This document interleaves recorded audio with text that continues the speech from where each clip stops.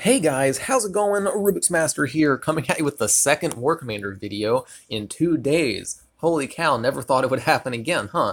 But no, here we are.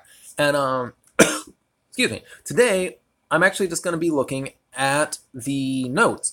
One is going to be the patch notes, and then we're going to look at the rewards for the Nighthawk event coming this weekend. So before we get into that, let's just look at the patch notes, which, when I made the video before, I forget which one it was.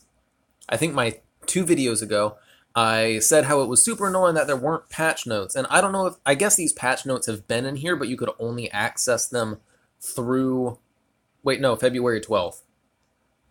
So yeah, these were posted very recently. Scratch everything I was about to say. All right. So, let me go, hello, blah, blah, blah. Adding support. Here we get to what they actually did. They fixed load time performance. Black screen. I know a lot of you said you were really ticked off at the game about black screen issues. Evidently, they are trying to fix that. So there's that, I guess. That's pretty cool. Bug fixes mainly, and Panseer S1 health increase, which I can't really speak about because I have no frame of reference for the Panseer.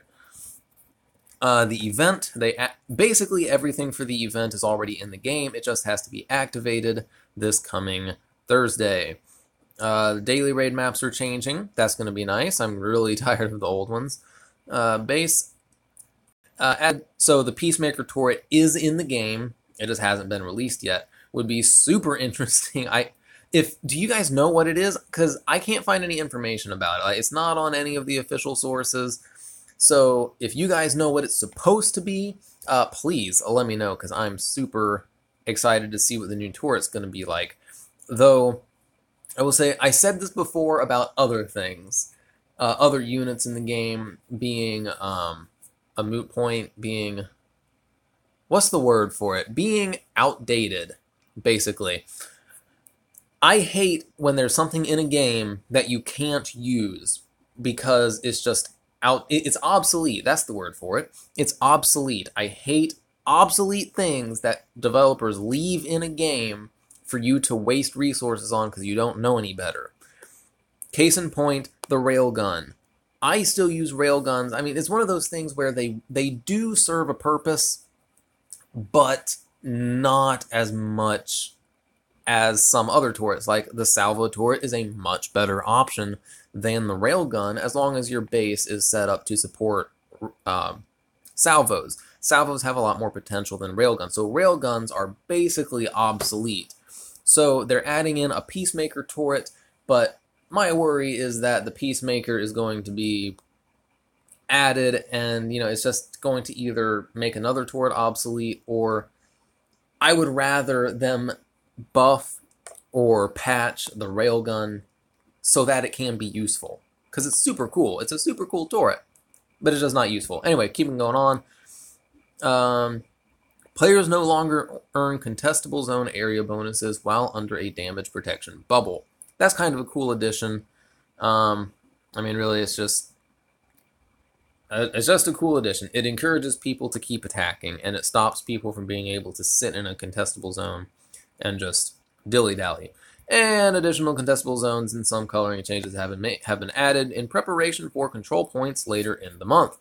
I'm kind of interested to see how control points go. I haven't heard a whole lot about them, but hey, anything to get people more involved in the world map is cool by me. So that's all the updates. Really not that many changes, only 3 real significant ones. And let's go ahead and look at the Nighthawk mission briefing. We're going to skip all this text and get down to what really matters. So, where is it? Yeah, war credit payout scales exactly the same as it has. 4, 8, 18, 5, 15. And going down, here's your prize. Base theme. The new base theme is going to be 150,000 war credits, which seems super expensive for a base theme, but it is the ultimate in swag. Everyone knows you have it. When they see it, they notice something's different, and they know you just had 150,000 war credits burning a hole in your pocket because you're just that awesome. Now we have the new one. The Mantis blueprint is 400,000, as well as the Panseer is appearing again, and the AC-130. I'm not quite in a position to get the AC-130 yet, which really stinks. I hope it's still in a couple of events to come, because I will definitely be grinding for it, but I won't be able to this event. Though, I thought previously that those were 500,000, but I guess I was wrong. 400,000 is still a lot, though. Really, 100,000 is a decent amount for me to get without doing a ton of undue grinding. But we'll see how this event goes. And you have Tier C is, of course, the criticals for all those units, and those are fairly ridiculously expensive as well. The Shredder blueprint? Why do they have the Shredder blueprint? Talk about an obsolete unit. Are they giving it a buff or something to make it useful? I'm honestly astounded. Because, really, that's going to be the only blueprint that I would want or need to get. It's the only blueprint I will be physically capable of getting.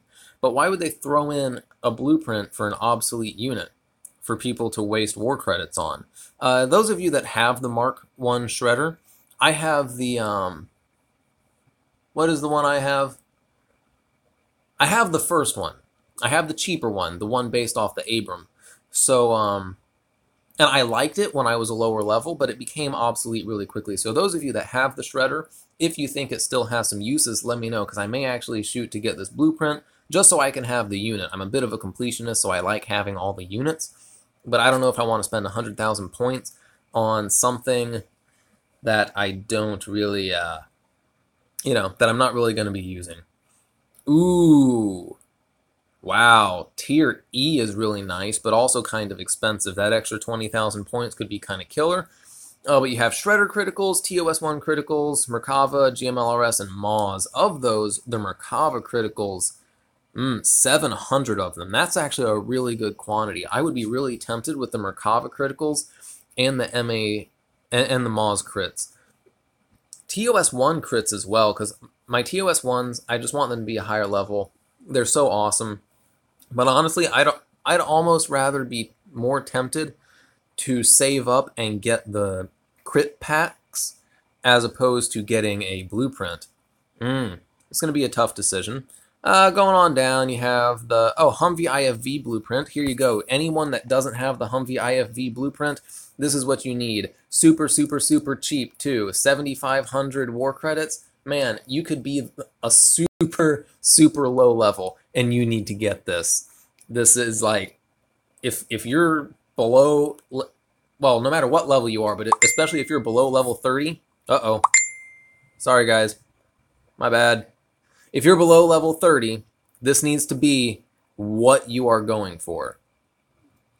Okay, so then we have Humvee crits, Rocket Buggy crits, Cobra crits. Oh, that's actually pretty good. So with my excess points, I'll probably be going for some Cobra and Mortarman criticals, maybe Rocket Buggy if I have just a ton of excess points. Then we have Tier G, which is all your resources, and Tier G, which is your strikes, artillery strikes. Really, when I'm looking at strikes, of course, I always go down here and get the Tomahawk strike. No duh, like, you want the Tomahawk. The GBU-18. So I get Tomahawks, GBU-18, and artillery strikes. But I also like to get Moz and strikers. Those are always really good to have. And new content, Mantis. Oh, here we go. I didn't see this. The Mantis brings powerful countermeasure weaponry to the battlefield. Its onboard targeting technology effectively forms a protective barrier around other frontline units against incoming enemy rockets. That's an interesting looking unit. I am going to have to Google this and see, what exactly is up with it. So it is going to be a heavy vehicle. Its role is rocket countermeasure. Its main weapon type is countermeasure. Main target type is rocket. Capacity 150. Max per squad 3. Deploy time 8 seconds. Features: automatically detects, tracks, and destroys incoming rocket attacks. DPS listed is 0 until the M134 minigun is unlocked, but the Mantis always does countermeasure damage. Great defense against salvo turrets. and any rocket-based defenders such as the GMLRS. Strong armor upgrades to absorb incoming damage to itself. That is actually insane. That is a game changer, an absolute game changer. So what I was just saying about turrets being obsolete and everyone using salvo turrets, basically, screw that. This negates all that. So depending on how well it actually defends against salvo turrets, if it only destroys like a couple of the rockets, so it diminishes its total damage, or if it destroys them all, that's going to be really interesting to see. But as it is, that would mean that bases in the higher levels that are basically built with salvo turrets in mind are going to now be super easy targets. And hold on, does it give us? It doesn't tell us, unless I'm blind. I can't. Oh, hold on. Here we go. Health. Level 1 is 30,000. Level 10 is 39,000. So, it's decent health. Not a whole lot. You're going to be... Oh, well, with max all equipment, 77,000 health. That actually is a decent amount of health. You could, yeah, you could definitely, if you're a high level and you get a lot of points and you max this baby out, you could definitely roll this thing in front of your units as a tank, absorbing all the rocket fire, and just bust bases like crazy. And evidently, it starts out as not being able to actually attack any units or structures, but you can get a minigun. It's going to be interesting to see. Let's see, equipment slot, shared with unlocked. Weapon. Doesn't say what level your unit has to be to equip it, but it'll be interesting. Range is 400. That's a really long range. That's pretty awesome. I mean, that basically means you don't even have to have the unit in front. You could have your unit be pretty far behind your other units, and it would still do a good job of defending. Unless it does have a slow fire rate to destroy each rocket, then you would need to have it closer so it could engage the enemy rockets as soon as possible.